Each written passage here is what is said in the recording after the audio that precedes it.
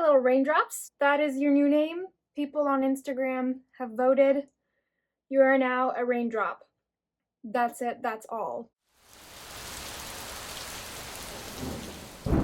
Hello, it's Desiree. We are back with another bookish video. If you're new here, welcome. Super nice to meet you. If you already know who I am because of TikTok or Instagram, well, you know who I am. But if you don't know who I am, hi, I'm Desiree.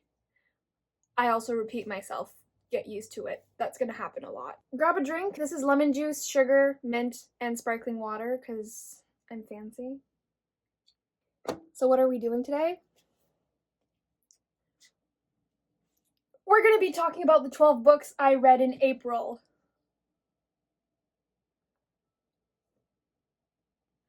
Yeah. I know I'm a little bit late to this. It's like, what day are we? I'm recording this on May 9th. I'm probably gonna post it next week. I know I'm late to the game, guys, but keep in mind I just started my YouTube channel like, 3 days ago? It's all good. Appreciation for my Spirited Away t-shirt. So I guess we're just gonna hop into it. I have a lot to say about books, so this might take a while, but you know what? We're all bookworms here. We don't mind talking about books for hours. So, okay. Keep in mind, I'm just gonna be like choosing random books. This is not like the order that I read them in. I'm just gonna be taking any book. I'm just taking something random. Oh, that's actually the first book I read in April. So, Neon Gods by Katee Robert. How many stars did I rate this again? 4.5. 4.5 stars for this book. Genres, myth, like Greek myth, and adult romance. There's a bit of erotica in there, I guess we could call it. And also, like, I don't know, would this be considered BDSM? I don't know, but I read this because I was this close, like this close, to hitting a reading slump, and I asked you guys on Instagram, what book should I read? I just want spice to get me out of the slump, and a lot of people recommended Neon Gods, so I read it. I really enjoyed it. I read this in 2 days. April was a really good month for me. May is not as good. I still haven't finished my second book of the month. It's gonna be a slow month, and you know what? That's totally fine, because it is what it is. It'll be a month to buy more books than to read them. So, Neon Gods is a retelling of Persephone and Hades. I don't know how to do this. Should I read the back or should I just like summarize myself? I guess we'll summarize myself. So, in this book, the way that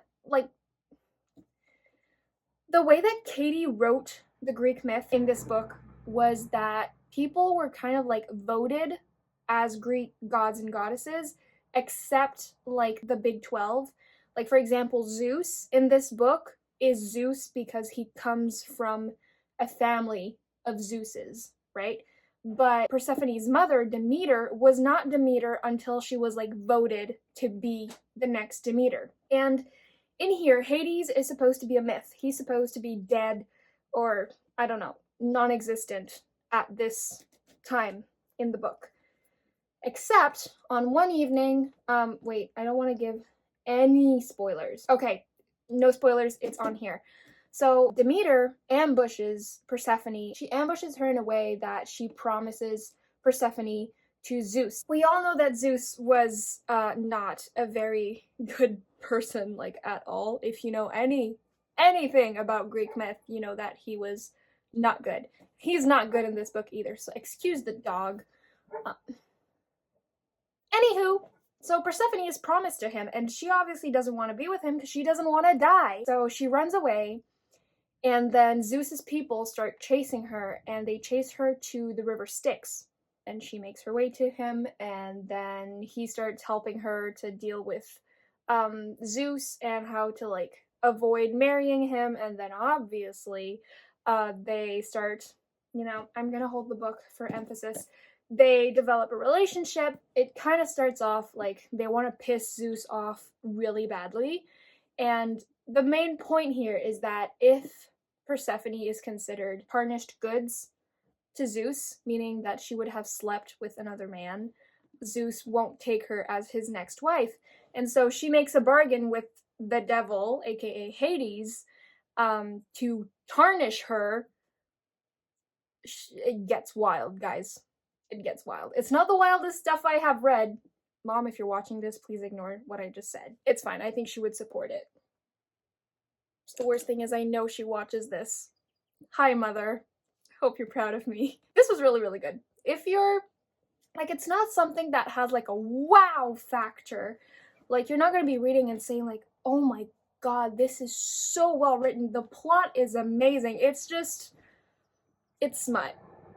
But it's good smut, and it's smut with a plot. Next one. This is actually still in order. All your perfects. This destroyed me. Guys, I read this in 2 days as well. I know I was on fire. I mean, my annotations are pretty. 5 stars. But I'm gonna be honest with you, this messed me up in more ways than one, okay? First off, heartbreaking. Second off, true to the point of it being scary, okay? This book deals with infertility. It deals with cheating and disloyalty. It deals with, I suppose we could say some form of depression, although it's not like strictly mentioned. It deals with finding yourself when you are dealing with infertility, but it is so shockingly beautiful, and the ending is not like, oh wow, she gets pregnant at the end. That was not a spoiler. I'm just talking about infertility trope in general, like, oh my god, she miraculously got pregnant. Oh, happy ending. Like, it revolves around the fact that Quinn cannot have a child. But the ending is way more than just that. It's about healing a relationship that had been broken for years because Quinn felt like something was missing, a child, and that just tarnished their relationship. And I cried so much, and when I finished this, I felt so weird. Like, not just empty, I just felt so odd. Like, I don't know if you've ever read a book so good that when you finished it, you couldn't remember stuff. I don't know if I'm making sense right now, but like when I finished reading this, I was like, did I just read this or was this my imagination? Like, did I just come out of another universe? Like, talk about escapism, okay? When I was reading this, my boyfriend was talking to me and I didn't even know he was talking to me because I was so absorbed. Okay, this is the power of Colleen Hoover. This woman, like, why hasn't she won some type of super extravagant award yet? Like, do they do Oscars for books? Does that, I feel really dumb asking that right now. But they should make one just for her because she is amazing. Do you realize how much of an impact she's made on so many people's lives in the past few years? Like, I know she hasn't started writing like in 2020, but do you realize how viral her books went during the pandemic? Do you realize how now TikTok all over the place? When I check my book instead of my hand. Priorities! Do you realize, like, with the pandemic, how viral she's gone? Now you look on TikTok, she's everywhere, okay?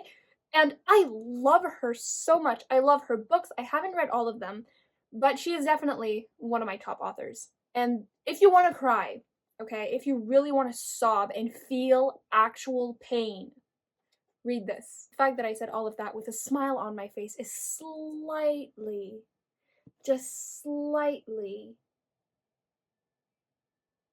concerning. So after that, I, again, was very close to hitting a reading slump.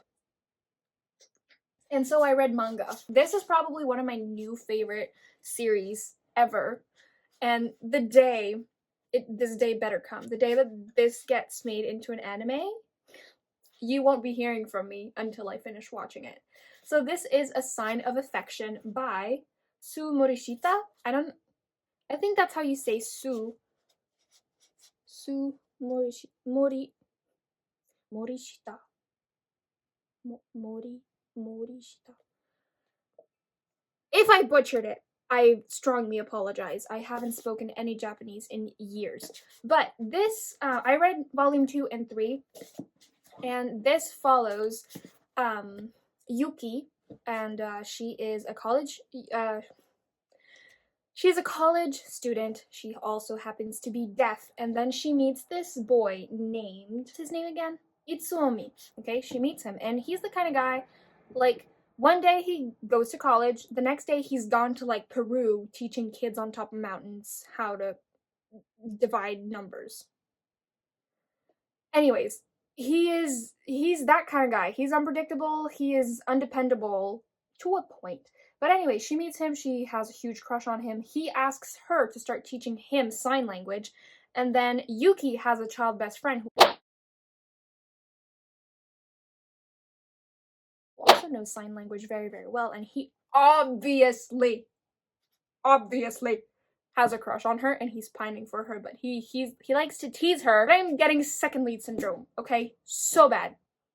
I want this man to have a happy ending, but I mean, Itsuomi is like, he's giving very, Izumi? Is that his name in Maid-sama? I feel so bad if I forgot his... Izumi? I'm sorry. You know who I'm talking about? Anyways, this is so sweet. Makes you giggle, makes you cackle, makes you feel... You know when, like... Okay, for me, the first time I experienced this kind of feeling was when watching Fairy Tail. Okay? Guys, this is not about... Let me just tell you about Fairy Tail. Fairy Tail is an anime, okay? Oh my god! Okay. Natsu and Lucy, okay? Holy smokes. I loved them so much, like with a passion, okay? Not even that. I loved Fairy Tail with a passion to the point that that's what I thought the entire time I was in school when I was in the 9th grade, aka 14 years old. I would get to my first class at 8:30 in the morning and think of Fairy Tail and how I couldn't wait to get home and binge watch like 20 episodes at night, even though Natsu told me make sure to watch it with the lights on and not stick too close to the screen. I would be watching it with the lights closed, my face this close to the screen, crying of pure joy. I still haven't finished the series. I can't bring myself to. I'm too heartbroken. Like, when I was this close to finishing it, I sobbed for a week because I didn't want it to be over. So, you know that kind of feeling where you're, like, super warm inside? Like, when people say, like, oh, I feel warm inside. No, like, a lava explosion from my internal organs, okay? That kind of warm inside. And when you just have a need to, like, explode or, like, kick. You know that feeling? If you don't know that feeling, read this, maybe you'll get it. This makes me feel that, okay? And that always makes my day better. And I love them. And I have number 4. Haven't read it yet. But so good, you guys. Now, this. Divergent. Did I even say? Divergent by Veronica Roth, okay?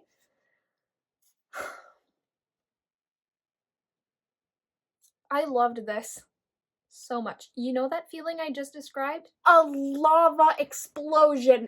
I felt that the entire time while reading it. And not just because there were, like, sweet romantic moments, just the entire book. The writing was so good. The plot is fantabulous, okay? Let me tell you the backstory of why I even got this book. First off, my boyfriend was gone to a military training for the weekend, and I chose to buy all the Divergent movies. And I watched the first one. I watched Divergent, and I've never been more in love with a movie in my entire life.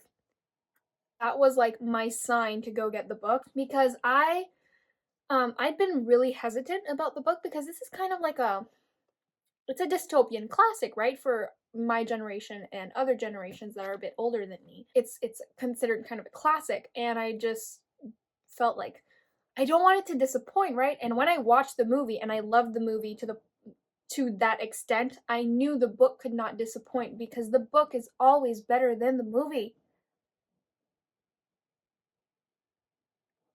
Not always, but most of the time, you know what I mean? So I went to chapters, I posted on TikTok about it. I have a specific book that I want, and I got the book, and I read it, and then I went back and got the rest of the series, and that is a story for another day. If you follow me on TikTok, you know that I got the ending of the series spoiled by accident, and I'm the kind of person that, first off, if I know the ending, I'm just not gonna be able to read it because where's the fun in that? And now I specifically, like, I look at the books and I want to cry because it doesn't match up to this. So basically, for those of you who don't know what Divergent is, and I doubt that, like, there might be a few people who don't know what it's about. Basically, Beatrice Pryor is in this society. This is a post-apocalyptic world, okay? Pure chaos came over, and then, like, the founders enclosed Chicago and split people in 5 factions. There's candor,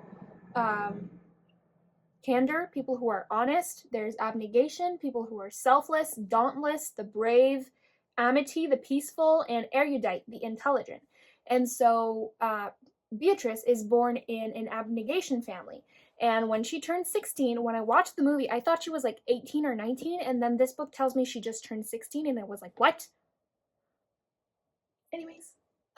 So when she turns 16, she goes to a ceremony where she will, well, first off, she has to take a test where the test will tell her which faction she was born to be in, regardless of which faction she was born in. And when she takes the test, something doesn't go right, and she's told not to say anything. And then she goes to the ceremony and she chooses the faction that she wants to be in, regardless of what faction she was born in, and then everything starts from there. And it is so good. There's adventure, there's like action, there is finding yourself. Like, Beatrice finally finds herself when she's felt lost all these years being in abnegation. There is romance, enemies-ish types to lovers. I'm almost 100% sure that he fell for her first, which makes me love this even more. Honestly, Divergent would have been good enough as a standalone, which is why I'm just like, the first book is mwah, perfection. If you just want to read that and not read the rest, go for it. That's what I'm doing right now. I might read the rest of the series in like a year, but I'm not mentally prepared for the rest right now. But Divergent, impeccable. This was 5 stars, by the way. And so were these. These were each 5 stars. I'm forgetting to say the ratings. Sorry. Next, we're gonna go with another. This was actually 4.5 stars. Minor spoiler coming ahead.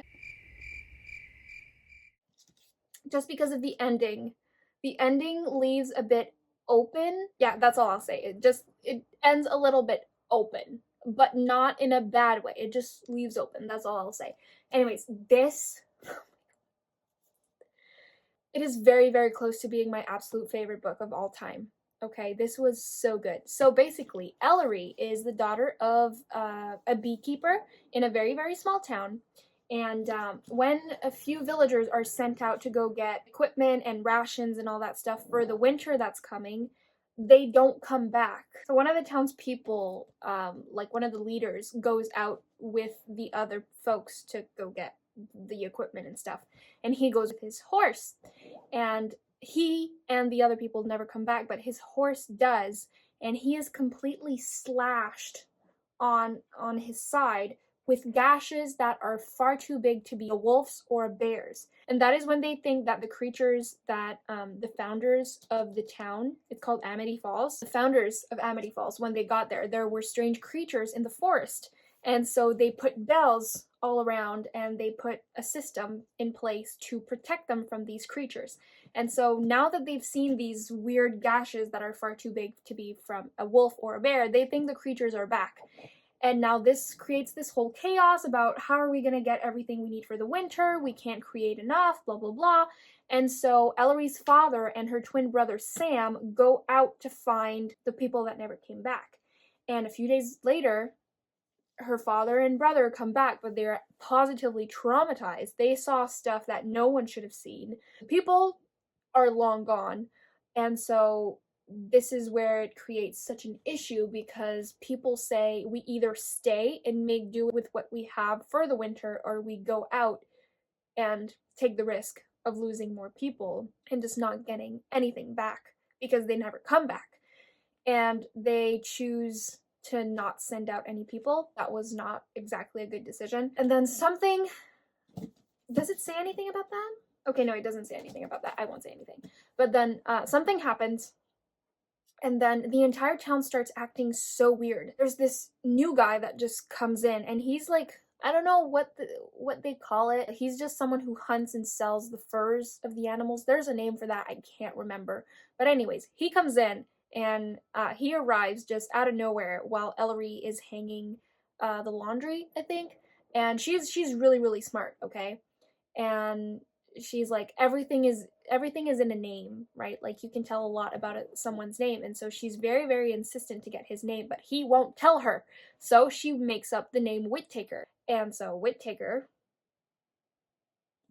you know, there's romance in this. This is YA fantasy romance, and there is like some thriller to it. So he comes in, and then he starts helping her out with her sisters. Her brother goes absolutely rogue. That's a whole other thing.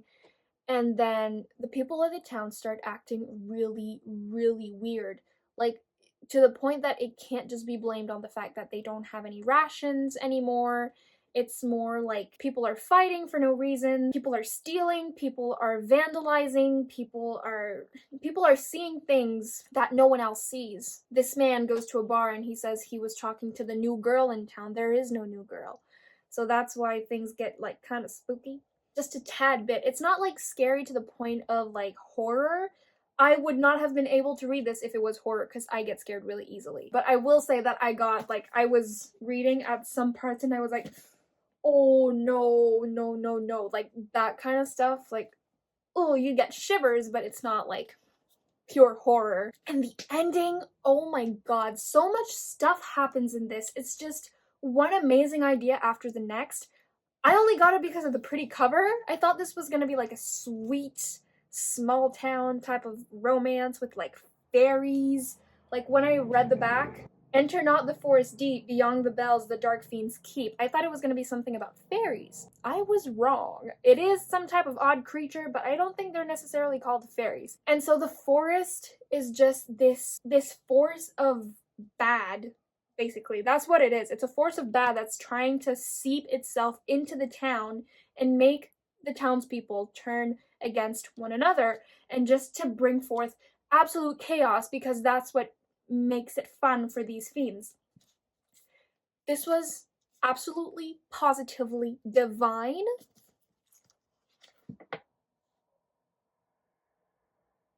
If I could marry this, I would. Please read it. Please read it. 464 pages of pure perfection. This is by Erin A. Craig. She is the author of A House of Salt and Sorrows, I think it's called. I cannot recommend this book enough, okay? Please. I am begging you, get it, okay? I want a bee tattoo. But that's weird because I'm slightly scared of bees. But I want a bee tattoo. Just for the book. Should I get one? Do I get a bee tattoo? Like, just... imagine just a tiny bee on my shoulder here. Oh, guys, do I get one? Even if I'm not terrified of bees, I'm just like, you know? Tell me in the comments, do I get one? Because this book will be a forever favorite. Next, I influenced so many people to get this book, and I am so proud of it. This is Anatomy, a Love Story by Dana Schwartz. Again, I bought this because of the cover. I rated this 4 stars. Let me tell you about it. So first off, the story revolves around Hazel. She is, I think she's like 18 or something, and she wants to become a surgeon, but it is what, 1817, and women can't be what they want in that time.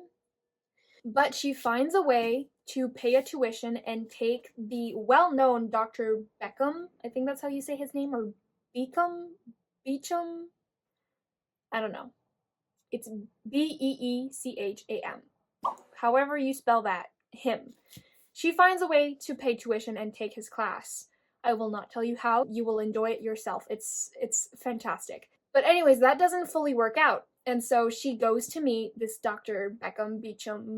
Beacon, whatever, Beacon, I don't know, Bacon? Ooh, maple bacon, Canadian here. I don't know what I'm saying, I'm sorry. But anyway, she goes to see him and she's like, hey, dude, I want to be a surgeon. And he's like, hey, I know you're good, I know you're smart, and I like you, so I'm gonna make a deal with you. And he says he will let her take like the final exam, and if she passes the exam, he will not only give her a spot as like a helper, like work with him as a surgeon, he will also let women take his class if she passes. And there's an exception though, she can't go to class and learn with the other students because she's a woman. So she has to learn at home. And Hazel is one of the most determined characters I have ever read. So learn she shall, okay? She meets Jack, that's his name, right? Who is a resurrection man. And resurrection men were people who dug up graves of individuals who did not have any loved ones or were not really important. That sounds really like dark. That's what it says in the book, okay? And they would take all their clothes and valuables off of them, and then they would sell the bodies to people of science who were like this was, they say it's not illegal because they're not taking any clothes or anything of value other than the body, but it's not really like a good thing to be like buying a body from strange people. Anyways, Jack is one of those strange people, and Hazel meets him, and they obviously, a couple sparks fly, and so they meet, and she's like, hey dude, I need bodies. Can you get me some? Because I need to study their anatomy if I want to pass this exam and change the world. And he's like, yeah, you're cute, I'm gonna get you some bodies. So they say goodbye, and the next day there is no body. He can't get it. Something happened. One of his friends, who is also a resurrection man, got caught. Something happened. We don't know what. And then a girl that he'd worked with, a young 14-year-old girl that he had worked with, feels really, really sick. And he brings her to Hazel because Hazel is really smart. She's read a bunch of science and anatomy books. And he's like, do you know what's wrong with her? Like, what's wrong? And so Hazel checks her up and she starts talking about these weird dreams that she's been having. And so Hazel becomes like an underground doctor type of thing because people just keep coming to see her instead of going to the hospital for the poor where they just treat them even worse than their current condition. And so that's what happens. She gets to learn, she gets to study through these people that she treats as patients. And then people think that the fever, like the Roman fever, is back. And it is, but there is more to that. And you will see, like, throughout the story. In here, we've got romance. It's historical fiction. There is a bunch of anatomy and science stuff. It gets rather detailed. It was a bit tricky for me because gore is not my type of stuff, but I still was able to read it. I had to look away a couple of times because But for those of you who were huge fans of Grey's Anatomy, I think you would very much like this. It was witty. Hazel is such a great character. There was a bit of suspense in there as well. And let me just say, when you get to the graveyard scene, or should I say, the grave scene, perfect, okay? Perfect. Now, why did I rate this 4 stars? Because the title is misguiding, okay? It's called Anatomy, a Love Story. A love story misguided me, okay? This is my personal rating. Know that the way I rate books on this channel does not mean that you should not give them a chance. If I rate a book 3 stars or 4 stars, does not mean that it won't be a 5-star read for you. We are all separate readers here. We're separate human beings. We're not the same. We might have similar tastes, but we are not the same. So keep that in mind. But it's called a love story. So I expected, like, yeah, okay, there's going to be a lot of stuff about her wanting to become a surgeon or anatomy and all that stuff, but it's called a love story. So the love story will be developed, right? Not exactly. I mean, yeah, there is the buildup of the relationship between Hazel and Jack, but it's not, like, I don't think a love story should have been there. I think it should have just been called Anatomy, and that would have been 5 stars. I know, I'm taking off a star just because of that, but it was a bit misleading, but I still really, really enjoyed it. That's the only reason why I kind of downgraded it just a tad bit, because, like, the love story could have used a bit of polishing. Like, the few scenes that we did get were absolutely amazing, and it was fantastic. I just wish there would have been a bit more because, you know, a love story. But otherwise, this was great. I loved it. I really recommend it. And there is a heart on the cover. Okay? If that doesn't sell you, I don't know what will. Next book I read was Mr. Wrong Number by Lynn Painter. I love this woman so much. Okay, I read her first book last summer, Better Than the Movies, which was a YA romance. If you haven't read it, please do. It is so good. It's fake relationship, like the girl trying to get her childhood crush while fake dating her childhood best friend, who has had a crush on her for a while. It's, oh my god, it's so good. But this is an adult romance. It was absolutely positively hilarious, okay? So this one night, after Olivia just, like, something huge happens in her life, and she goes whack and sets fire to letters on her deck, and her apartment catches fire. And so she has to move in with her brother, who also has a roommate, and this roommate happens to be his childhood best friend, the brother's best friend, who she had a crush on when she was a teen, but he was a douche, so she didn't have a crush on him anymore. And now she hates him, and hates him. She doesn't like him, and he doesn't like her. And then when she gets to that apartment, just out of nowhere, she gets a text saying, like, what does it say again? What are you wearing? From an unknown number. And she's just like, you know what the heck? Let's go for it. I need to be entertained, right? And so she replies, and they start talking, and then it stops, and then they start talking again. So that's why he's Mr. Wrong Number, and she is Miss Dial. Does it say? Yeah, so the brother's best friend, Colleen, one night they're having dinner, and Olivia, I think she's getting a glass of wine or something, and her phone buzzes, and Colin sees, and he's like, oh crap, she's Miss Dial. So, Olivia is Colin's Miss Dial, and Colin is Olivia's Mr. Wrong Number. And they've been falling for each other through texting, and now they're falling for each other in person. It is everything you can expect from a cartoon cover romance, okay? It is romantic, there's comedy, there's a bit of spice. It's nothing like really detailed, it's just like minimal, like, he ripped my clothes off and we got to the bedroom. Flip the page, it's the next day. That kind of stuff. This was exactly what I needed. I remember I just wanted something nice and funny and sweet and just like a typical cartoon cover romance. And this was it. This was great. 5 stars. I love Miss Painter so much. And she's coming out with a new book in November, and it's based on Jess and Rory from Gilmore Girls. And I have never been more excited for a book in my entire life. Jess and Rory. I am so happy and I am so excited. I cannot wait. She is always an automatic buy. Whenever I see she has a book, I will buy it.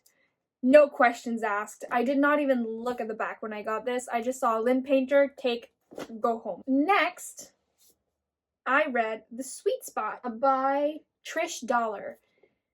This was not what I'd expected, but it was what I'd expected. A way to make sense, Des. Anyways, this book follows Rachel. Rachel is kind of like upper management at a really, really fancy hotel. She's a single mother. She's been waiting after her child's father for quite some time, and he always, like, he takes her, he leaves her, he takes her, he leaves her, and she just lets him come back. Then something happens where a customer, she goes to deliver like a whiskey to this old man in his hotel room.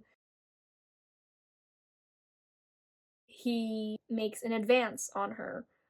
So there is talk about SA, like, in there, because he makes an advance on her physically, and she denies him, and she goes away, and he tells on her, and of course, because he is the richer between the two and the most influential, the hotel fires her for mistreating a client. And so she doesn't have a job, and one of her friends from that job that she just lost tells her, like, hey, a friend of mine just got divorced, and her ex-husband is building this place, and he's building a hotel, and he needs someone to help him build it and manage it. Are you interested? And it's on a really remote island, and so she's like, you know what? Why not do it? She and her kid move over there, and that's where she meets, what's his name again? Mason. She meets Mason. And Mason is a pure grump. He is still a bit, like, sad over his divorce. But anyways, they create a friendship. They start building this hotel together. They have a great idea. There's also the talk about child loss. But eventually, you know, they both overcome hardships, which is absolutely beautiful. The story it's great, but it's predictable, you know. And sometimes that's what I look for in a book. I look for something that's predictable, that won't make me, like, go on an emotional roller coaster. But at that time, this wasn't exactly what I was looking for. And here, let me make a note about annotating. So when I was reading this, I wasn't looking for something predictable. I annotated it, okay? I annotated it. In a couple of years from now, because yes, I keep my books for that long. In a couple years from now, or a couple months from now, whatever, if I want to read something predictable, and I happen to read this, I will annotate it again, and I will see how, when I read this as someone who did not want something predictable and rated it 3.5 stars, how will I annotate and rate this as someone who wanted something predictable? Perks of annotating. So yes, this was 3.5 stars. I don't consider that a bad thing. It's just there was no wow factor type of thing. I mean, the romance is really, really good. It's an adult romance, right? Not only because the characters are adults, but because there is a tiny bit of explicit content. But it's great. It's grumpy sunshine. It's single parent. It is healing from each other's pasts. It is small town romance. It's great. It's a nice, easy read. It's nothing that's like, oh, I'm gonna keep this book close to me forever. Personally, if it is for you, don't think I'm judging you one bit, okay? If you want to marry this book, I will be there holding the flowers. Okay? I don't care if our tastes don't match up. That's normal. I'm just saying that for me, this was, you know, just okay. So, my God, I'm talking a lot. Next book. If you follow me on TikTok, you've heard about the printing mishap that happened with this book. And then I see that the math ain't mathing right now.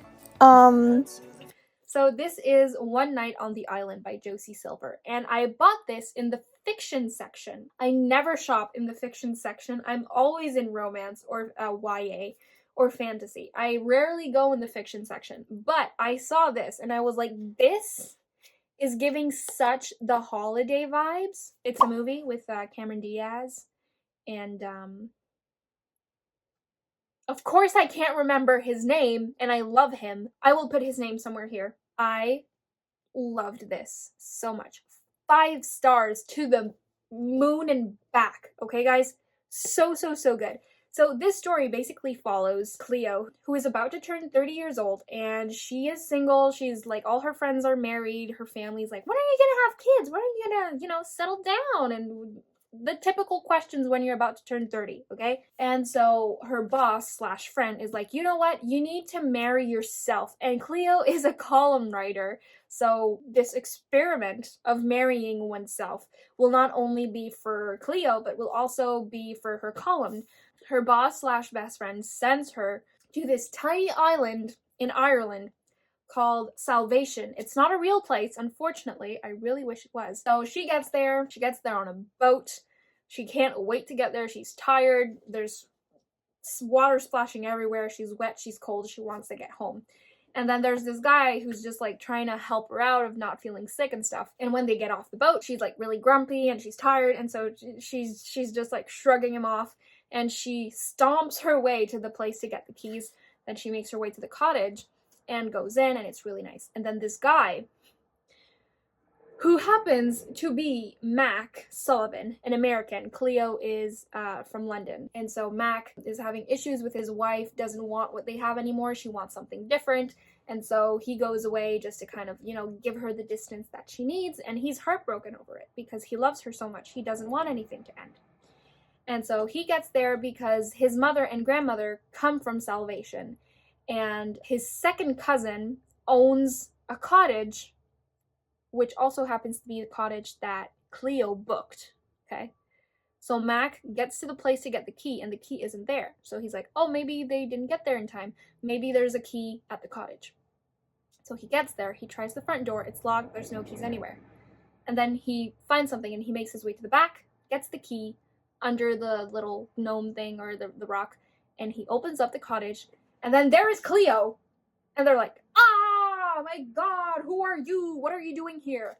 And then they realize that the bookings got mixed up. And so they're stuck on an island together. They don't know each other. He's a grump, she's a grump. They are stuck together, and the boat is not coming for another week, so they can't leave, and there is no other type of hotel or motel or place to stay on the entire island. Do you see where this is going? It's perfection! So basically they can't stand each other the first few days, and then they start, like, hey, if we're gonna be stuck in this situation, might as well become friends, or at least be civil, right? And so they become civil, and they become friends, and then Friday comes, and I think the boat can't come because of a huge storm. And they're just like, okay, we can make do, we're having fun, we're doing good. And then the days go by, and they're like, you know what, I kind of don't mind him. And he's like, you know what, I kind of don't mind her. That's all I'm gonna say. Does that not make you want to read the book? Like, oh my god. Obviously, I had an issue with the printing. I emailed the publisher. They just said, go back to your bookstore and try to, exchange it. And I went to the bookstore, and I had already annotated a big part of it, which is why I was so sad when I saw that it was misprinted, because I was like, man, I annotated all of this, and I'm missing pages. And so I went there, and I was like, hey, there's a misprint. Is there any chance that we could fix this? And they're like, oh yeah, you can get another copy, make sure it's not misprinted. And I was like, oh, okay. And I get there, and they scan the book, and they make me pay. You know what? It's fine. I read the missing pages online, it's fine. But the thing that happened is that I was at 152, and then it immediately went to 185. You can't see because I pinned it. And then it went from 185 to 200. And then it went to 169. And so 152 to 169 is nowhere to be found. And from 169, it just goes on, and it's totally fine. But regardless of that misprint, this book was absolutely stunning. Not only was there a bit of spice, was it funny, it was hilarious, okay? Small town, they become friends with the villagers. It is amazing. It is about finding yourself, loving yourself, finding love, while trying to love yourself. Right people, right time, but wrong time, but does eventually become right time. Impeccable. Please read this. I posted a video of me reading this and sobbing my eyes out.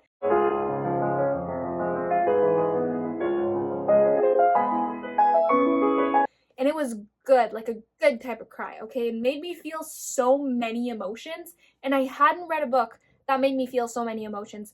Other than All Your Perfects, I hadn't read one in such a long time. So this was so great. 5 stars. Please read it. It was so good. Order it right now. So good.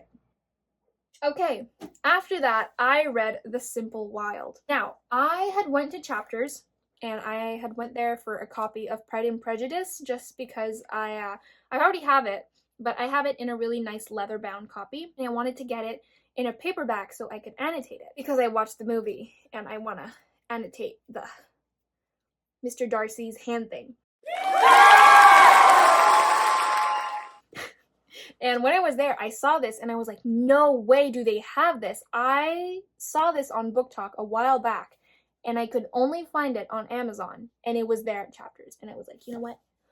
I'm gonna swipe you right there and I'm gonna take you.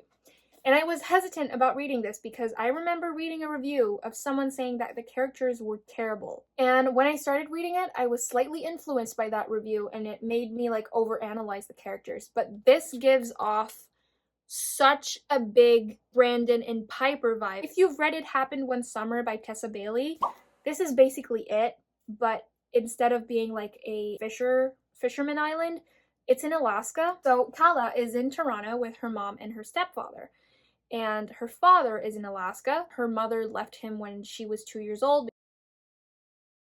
because she wasn't happy there, and he did not try to make her stay because Alaska was his home. Does not mean he ever stopped loving her, okay? And so one day, Kala is just coming back from a party, and a friend of her father's is calling. And her stepfather answers, and he's like, Kala, I think you should take this. And she takes it. And she finds out that her father only has a few months to live. She has not spoken to him in 13 years? Because he bailed on an important moment in her life, and she was super mad at him. And her stepdad is like, you know what? He's a therapist, and she's like, what do I do? Should I do it? But what if I go and I make a relationship with him and I just lose him either way? Or what if I go and I still hate him no matter what? Blah, blah, blah. She ends up going. The guy that flies her from the final airport to the place they are in Alaska is her father's right-hand man. He's a real grump, okay? A real grump, and he wants to make her suffer. You will find out in the book. And he takes the smallest plane there is, and she's scared out of her wits. She gets there, she sees her dad, and then from that point on, it is absolutely amazing, okay? Kala is exactly like Piper. She's the type of, spoiled city girl, okay? And then she gets to Alaska, and there are mosquitoes everywhere, there's mud, there's the farm, there's a market with $17 for toilet paper type thing, and she's just so confused. And then this guy, the guy that, the grump that flew her in the tiny airplane, what's his name? Jonah. That is Jonah, and he wants to make her life a living hell until a point that he does not want to make it a living hell anymore. It's absolutely amazing. There is spice, okay, and this is slightly explicit, just a bit. They develop a relationship, but it's much more stronger than that. And then she creates a relationship with the villagers. She creates a relationship with her father. It is heartbreaking, I will tell you that. You will cry. Get the tissues already. It is such an amazing read. And let me tell you, first off, this is a series, and I did not know about it. There are 3 other books. There are 4 books total in this series. I did not know about that. I personally think this could have finished off as a standalone, but there are 3 more books. So, I don't know. The Simple Wild. I realized I didn't even say, did I? The Simple Wild by Kay Tucker. 5 stars. This was so good. Again, made me feel so many emotions. Please read it. It's really, really good. And I don't know. It just made me just read it. It's really good. I just realized that I pretty much gave you all the books in order. The last book that I read in April was Funny Feelings by Tarah Dewitt. I found her through Instagram, through someone that I follow. They posted about her upcoming book on their story. And I was like, look at the cover. Look at the cover. And I just ordered it because of the cover. But this is so good. Okay, first off, Farley is a comedian, and her manager, Mayor, he's been managing her for a little while. They've become close friends. His daughter, who is 10 years old right now, Hazel, who is also deaf, they all become really, really close. Farley is basically part of their family, And so one day after a show, one of Farley's like really big idols in the comedian world just shows up and she's like, hey, me and this other comedian, we're doing a tour and we want you. And she's like, what? And so the only thing that she has to accept to go on tour with them is that she has to fake date either a super famous, I think it's football player or baseball player, some kind of really, really popular sport player, okay? Or she fake dates Mayer, who was also a really well-known comedian until he had his daughter. He's a single parent. There is an age gap of like, what, 10 years or something like that between him and Farley. And she has loved him for like 3 years, and he has loved her for like 3 years, and they've never told each other. And now they're fake dating. There is spice. This is hot. And it is rather explicit, so if it's not your thing, I mean, it's still super worth reading though, because it gets really, really real as well. The struggles that Farley goes through, not only as a comedian, but as someone who has issues with her father, someone who just has issues with herself in general. She comes to terms with all of this. And same thing for Mayer. He's gotten stage fright since he got his daughter. He hasn't been on stage. It's not for him anymore. And he wants to find himself. And they do this together. And it is beautiful. It is amazing. The cover is stunning. It's fantabulous. You have to read it. It's so good. And obviously they're comedians, so it's hilarious. And this was my very first time reading anything by Tarah. I know she wrote another book, but this is the first one that I got. And I will be getting her other book because, oh my god, I love her. This was so, so great. If you want something that's funny, that's smart, that is single parent, that is age gap, that is spicy, that is beautiful, funny feelings is for you. Okay. So that was my monthly wrap up. I know that I'm going to be posting this in mid-May, but hey, it's still my April wrap up. I hope you enjoyed it. I hope that you will at least consider taking a look at all of these books. This was really fun. I really liked just sitting down and talking to myself for like an hour and 50 minutes. So that was my monthly wrap up. I hope you enjoyed it, and I hope that you will find a few books in there that also speak to you as much as they did to me. I will see you guys in the next one, and have a wonderful day, my little raindrops.